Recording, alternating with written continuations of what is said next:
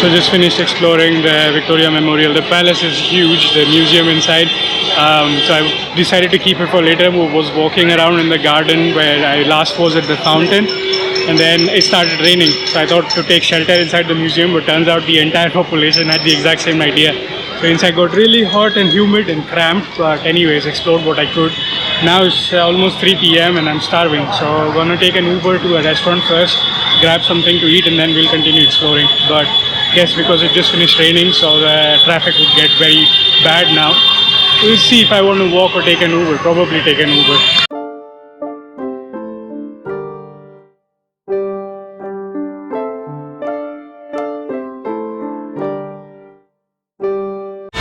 Oh well, as luck would have it, 3-4 different cab drivers cancelled the ride.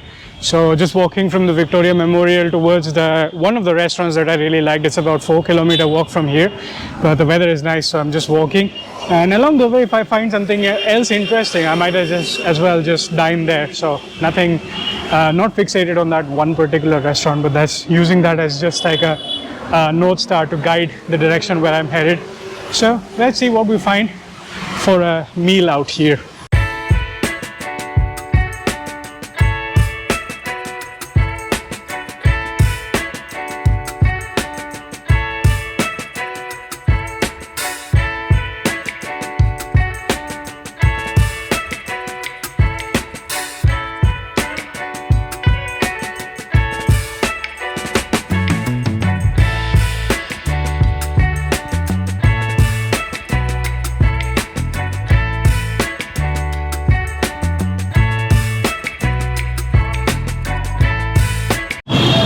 Finally have some food in my belly and some energy to continue exploring.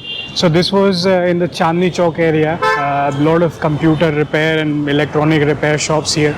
But there was also this one restaurant, Sabir's Hotel. So went inside that and grabbed a biryani right away. Not the best biryani on earth, but still was very economical and very filling. So now we are walking towards the Howrah Bridge.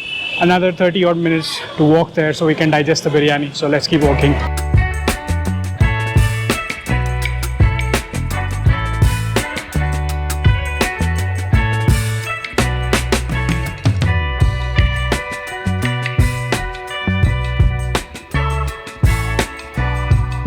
So I was a local train crossing by, so we stopped at the barrier. That's the Howrah Bridge, and along the way we are also going to cross the Malik Ghats, Asia's largest flower market. I don't know what kind of activity we're going to see because it's already 5 p.m.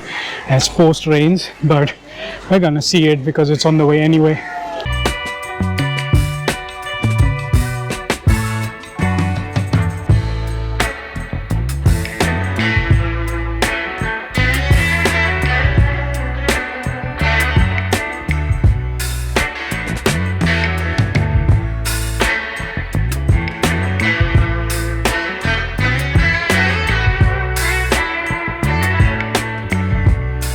Pretty cool location right at the base of the Howrah Bridge. That's the bridge, and all of this is the flower market.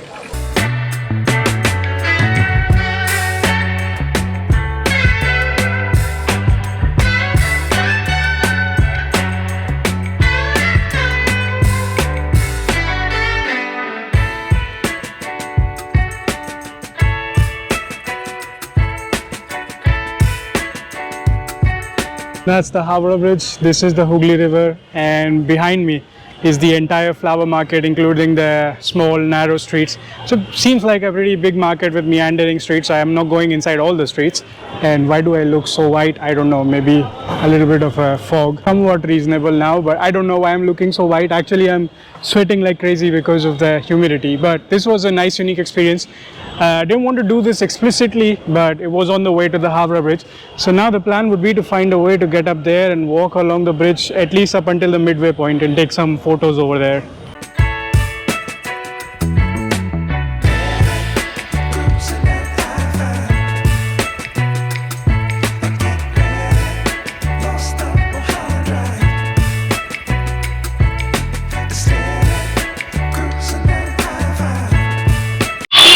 So finally got the chance to walk over the Howrah Bridge. As you can see, even the pedestrian side and the vehicle side, they are both very very busy. And on this side is the Hooghaly River. I believe there is a way to go on a ferry to do a Hooghaly River cruise as well, but I'm not doing it. I just want to walk along the bridge and take a feel of this kind of a bridge. We have only read about this in our history book, so it's my first time. Howrah Bridge, Victoria Memorial and Eden Garden are the things we only read in the book, so now I'm trying to see that in real life. Skip Eden Garden, because it's a garden next to the stadium.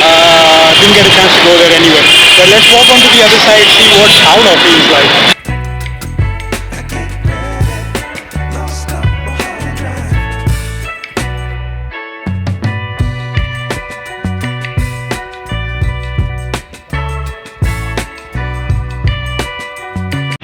Yeah, that's the ferry. So I just saw the one. I don't know where the ticket counter is, but should be somewhere underneath this bridge. Anyway, I'm enjoying the walk.